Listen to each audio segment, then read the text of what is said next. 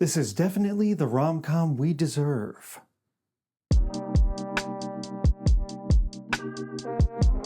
It's called The Drama, but get this, it's a comedy. We all know the romantic comedy genre has been in shambles for the past few years. Now, I'm not saying this movie, The Drama, is bringing the genre back, but I am saying it's pretty much the logical evolution of the genre. Because it's not light and frothy, it's dark and acerbic. And in these grim and uncertain times, it's pretty much the ideal rom-com we're gonna have to settle for.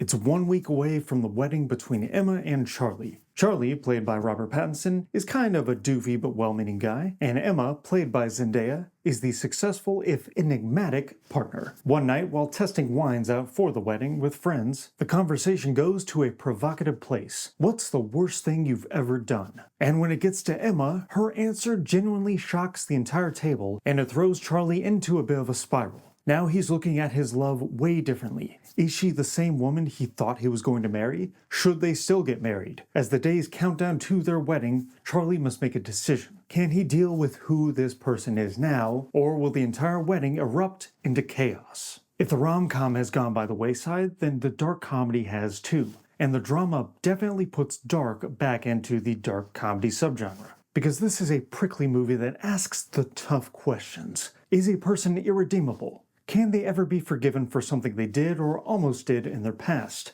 And can you ever truly know your partner? This is an excellent audience participation movie because the moral dilemma is thrown out to us and forces us to confront it along with Charlie. As our floundering couple, Zendaya and Robert Pattinson use their movie star personas as well as their penchant for complex characters to great effect. If you've seen Euphoria, you know Zendaya can play a wide range. And here, as the most put-upon character, she has to do a lot of internal work. She has to be the brunt of judgment and ridicule, which means hers is not the juiciest part.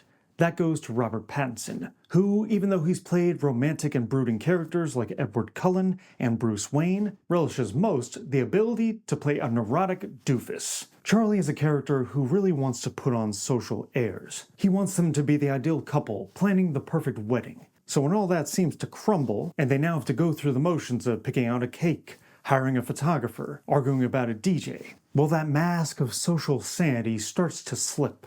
And Charlie begins to make quite a few mistakes that he'll later regret. You get the sense that Pattinson is most comfortable playing this type, an almost Hugh Grantian ball of anxieties. And for director Christopher Borgli, anxieties is what he specializes in. The Norwegian director made his American debut with 2023's Dream Scenario with Nicolas Cage, which took a fantasy scenario and put a cancel culture spin on it. I enjoyed that movie for the most part, but I really enjoyed his Norwegian film Sick of Myself, as black a black comedy as you can make. That movie threw us into the meat grinder of performative social justice, of influencers, and the lengths one person will go to be the center of attention. It's morbid and hilarious, but never glib. And the drama isn't glib either, even though the subject matter it has to grapple with is not only dark, but could be offensive to some.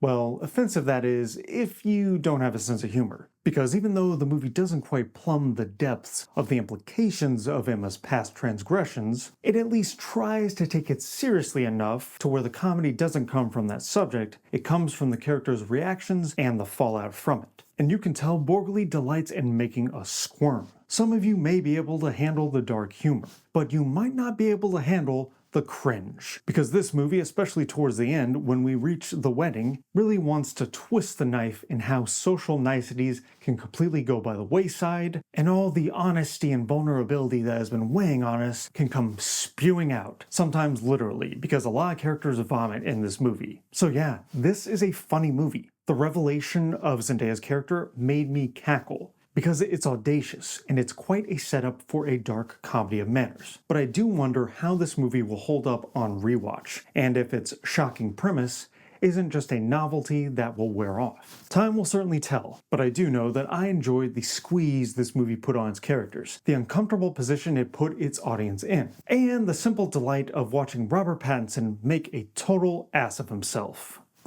The drama is a dark rom-com of maximum cringe. If you can't handle black humor that borders on the offensive, this movie will be a total chore for you. But if you can enjoy Zendaya and Robert Pattinson fumbling around in a comedy of manners, then the drama is a respectable 3.5 stars out of 5.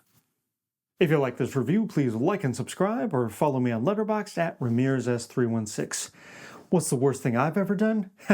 I'll never tell you, but I do know the worst thing director Christopher Borgli has done, and it's safe to say that this will probably be his last American movie. And if you don't know what I'm talking about, Google's your friend.